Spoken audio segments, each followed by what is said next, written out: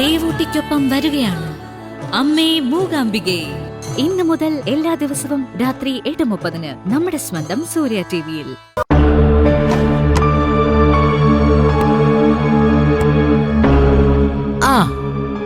അനിതേ, അത്തിപ്പഴം പഴുക്കുമ്പോ കാക്കയ്ക്ക് വായ്പുണ്ടെന്ന് പറഞ്ഞ പോലെയാ ധനേട്ടന്റെ കാര്യം. ഇലക്ഷനില് എനിക്ക് വേണ്ടി വർക്ക് ചെയ്യണോന്ന് വലിയ ആഗ്രഹം ഉണ്ടായിരുന്നു. അപ്പോഴേക്കും പനി പിടിച്ച് കിടപ്പാ. ഇന്നലെ പനിയുടെ ഗുളിക കൊടുത്തിട്ടും പനി മാറിയില്ലേ ചേച്ചി? ഓ, ഇത് അതുകൊണ്ടൊന്നും മാറുന്ന പനിയല്ല അനിതേ. അങ്ങേർക്ക് തല പൊങ്ങുന്നില്ല. കുടിക്കാൻ എന്തേലും കൊടുക്കാം. ചായ ഉണ്ടാക്കി വെച്ചിട്ടുണ്ട് ചേച്ചി. ചേച്ചി കപ്പിലെടുത്തോളൂ. ചായ വേണ്ട അനിതേ, നല്ല ചുക്ക് കാപ്പി ഇരിപ്പില്ലേ, അതൊരു കപ്പ് കൊടുക്കാം. അത് കുടിച്ചാ മാറുമെന്നാ ധനേട്ടൻ പറയുന്നേ. ശരി, ഞാൻ ഉണ്ടാക്കി തരാം.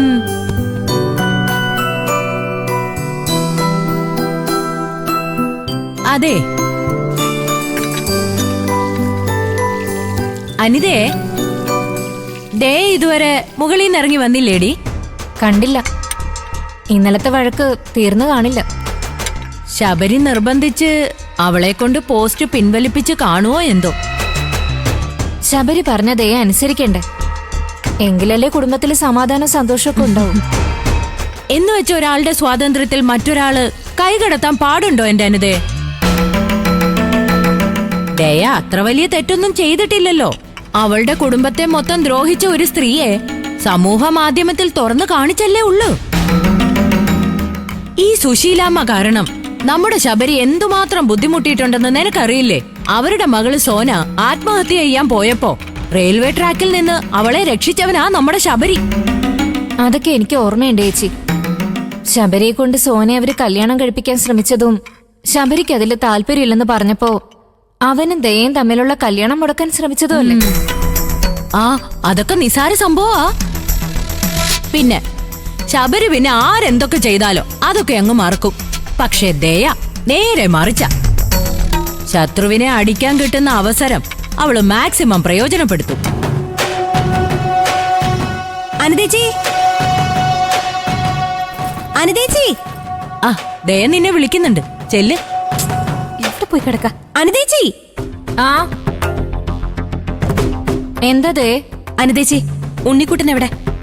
മോനെ എഴുന്നേറ്റില്ല, മുറിയിൽ നല്ല ഉറക്കോ. അനിതേച്ചി മോനെ ഉണർത്തി പുതിയ ഉടുപ്പിടിച്ചോണ്ട് വാ, ഞങ്ങള് പോവാ. എങ്ങോട്ട്? ശബരിയും വരുന്നുണ്ടോ? ആഹാ, ശബരിയേട്ടൻ വന്നാലേ എനിക്ക് എന്റെ മോനെയും കൊണ്ട് ഇവിടുന്ന് പോവാൻ പറ്റുള്ളൂന്നുണ്ടോ? ദയേ, എന്താ ദയേ പ്രശ്നം? നിങ്ങൾ തമ്മിൽ വീണ്ടും വഴക്കായോ? വഴക്കൊന്നും ഇല്ല ചേച്ചി. ആ പോസ്റ്റ് ഞാൻ പിൻവലിച്ചേ പറ്റുള്ളൂന്ന് ശബരിയേട്ടന് വാശി. പിൻവലിക്കില്ലാന്ന് ഞാനും. അപ്പൊ പിന്നെ ഭീഷണിയായി. എന്റെ കൂടെ എന്റെ വീട്ടിൽ ജീവിക്കണമെങ്കിൽ ഞാൻ ശബരിയേട്ടനെ അനുസരിക്കണം പോലും. ദയ വീടും വീട്ടുകാരൊന്നും ഇല്ലാത്തവളല്ല. അനിതേച്ചി മോനെ എടുത്തോണ്ട് വരുന്നോ അതോ ഞാൻ പോയി എടുക്കണോ? മോനെ ഇവിടുന്ന് കൊണ്ടുപോകാൻ പറ്റില്ല, അവനെ ഞങ്ങൾ നോക്കിക്കോളാം. അത് നിങ്ങൾ മാത്രം തീരുമാനിച്ചാ മതിയോ? അവനെ ഞാൻ പ്രസവിച്ചതാ. ആ അധികാരം ഈ വിഷയത്തിൽ എടുക്കാൻ പറ്റില്ലെന്നാ പറഞ്ഞത്. സാധാരണ നീ എവിടെ പോകുമ്പോഴും കുഞ്ഞിനെ കൂട്ടാതെയല്ലേ പോകുന്നത്. ഇപ്പോഴും അങ്ങനെ തന്നെ അങ്ങ് പോയാ മതി. ശബരിയേട്ടാ, നിങ്ങൾ എന്നെ വാശി പിടിപ്പിക്കല്ലേ. ദയ ഒരു കാര്യം തീരുമാനിച്ചിട്ടുണ്ടെങ്കിൽ അത് ചെയ്തിരിക്കും. ഞാനും അങ്ങനെ തന്നെയാ. പക്ഷേ നിന്നെ പോലെ ആവശ്യമില്ലാത്ത തീരുമാനങ്ങൾ എടുക്കില്ലെന്ന് മാത്രം. ഇനി എന്നെ ധിക്കരിച്ച് നിനക്ക് മോൻ എടുക്കണമെങ്കിൽ എടുക്ക്. അപ്പൊ അറിയാം ശബരി തീരുമാനത്തിൽ വിട്ടുവീഴ്ച ഇല്ലാത്തവനാണെന്ന്.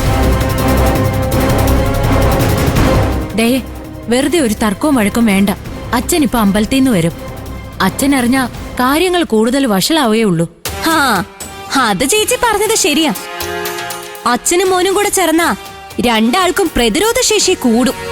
സ്ത്രീ സ്വാതന്ത്ര്യത്തെ കുറിച്ച് ചിന്തിക്കാൻ പോലും പറ്റാത്ത മനസ്സാണല്ലോ രണ്ടു പേർക്കും. ഞാനേ ഇപ്പൊ പോകുക. പക്ഷെ എന്റെ മോനെ എടുക്കാൻ ഞാൻ വരും. അന്ന് എന്തു പറഞ്ഞാ നിങ്ങൾ തടയുന്നേന്ന് എനിക്കൊന്ന് കാണണം. കാണാം. അയ്യോ മോളെ,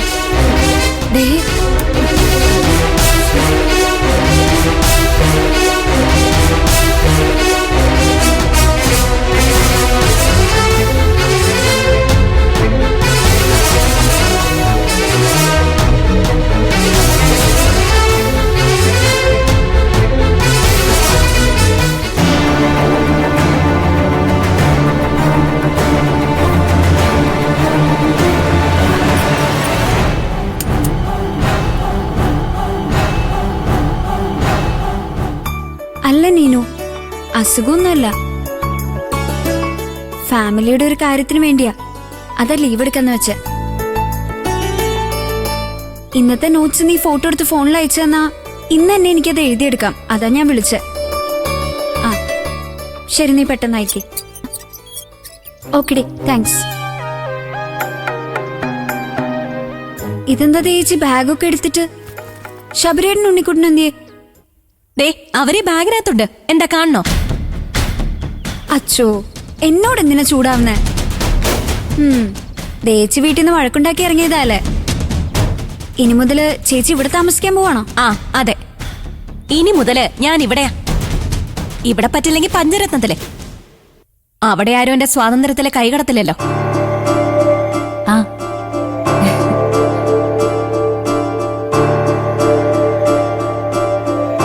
ഇതെന്താ, നിങ്ങളെല്ലാവരും കൂടെ എവിടെങ്കിലും പോവാണോ?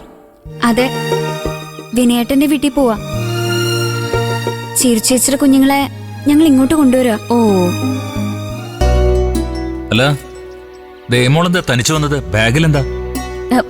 എന്റെ ഡ്രസ്സ് അച്ഛാ. ഞാൻ കുറച്ചു ദിവസം ഇവിടെ താമസിക്കാൻ വേണ്ടി വന്നതാ. ചിലപ്പോ ഞാൻ ഇങ്ങോട്ടേക്ക് മാറുമെന്ന് അമ്പിളി ചേച്ചിയോടും ചിരി ചേച്ചിയോടും പറഞ്ഞിരുന്നല്ലോ. ആ നീ പറഞ്ഞത് അശോകേട്ടൻ ഗൾഫിൽ നിന്ന് വരുവാണെങ്കിൽ ശബരിയും നീയും കൂടെ ഇവിടെ വന്ന് താമസിക്കുന്നല്ലേ? ആ അശോകേട്ടൻ വന്നോ ദേ? ഒരേട്ടനും വന്നില്ല. എന്റെ ഭർത്താവ് എനിക്ക് ആ വീട്ടിൽ ഒരു സ്വാതന്ത്ര്യം തരാത്തോണ്ട് ഞാനിങ്ങ് ഇറങ്ങിപ്പോന്നു. നീ എന്തൊക്കെയാ മോളെ പറയുന്നത്? ശബരി നിനക്ക് അവിടെ എന്തിനുള്ള സ്വാതന്ത്ര്യം തരാത്തത്? എന്റെ ഓൺലൈൻ പേജില് ഒരു പോസ്റ്റ് ഇടാനുള്ള സ്വാതന്ത്ര്യം പോലും എനിക്കില്ലച്ചാ. ഇന്നത്തെ കാലത്ത് ആരെങ്കിലും ഇങ്ങനെയൊക്കെ ചെയ്യൂ? അതൊന്നും ചെയ്യാൻ പാടില്ല.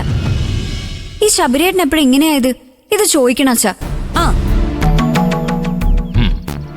നീ ഇങ്ങോട്ട് തന്നെ വന്നതെന്ന് അവിടെ ഉള്ളവർക്കൊക്കെ അറിയാമോ? അതേ ആ അറിയായിരിക്കും. ഞാൻ എന്റെ അച്ഛന്റെ അടുത്തേക്ക് അല്ലാതെ വേറെ എങ്ങോട്ട് പോവാനാ? ആ അപ്പൊ കുഴപ്പമില്ല, നിങ്ങൾ പോയിട്ട് വാ മാഷേ. ദേ ഇവിടെ ഇരിക്കട്ടെ. അതെ അച്ഛ, മക്കളെ എത്രയും വേഗം കൂട്ടിക്കൊണ്ടുവരാൻ നോക്കച്ചൻ. വിനയൻ തിരിച്ചു വന്നാ പിന്നെ അതിനും പറ്റാതെ വരും. നീ എന്തായാലും ദയം വിളിച്ചോണ്ട് അകത്തേക്ക് പോ. ഞങ്ങൾ പോയിട്ട് വേഗം വരാം. നീ ടെൻഷൻ ആവണ്ട, അച്ഛൻ വന്നിട്ട് ഇതിനൊരു പരിഹാരം ഉണ്ടാക്കി തരും കേട്ടോ. ഞങ്ങൾ പോയിട്ട് വാ. വരാം. ചേച്ചി ബനുമേ.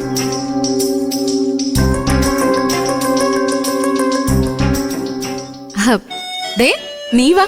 നീ ഓൺലൈനിൽ എന്താ പോസ്റ്റ് ചെയ്തെന്ന് ഞാനും കൂടി ഒന്ന് അറിയട്ടെ. വാ വാ.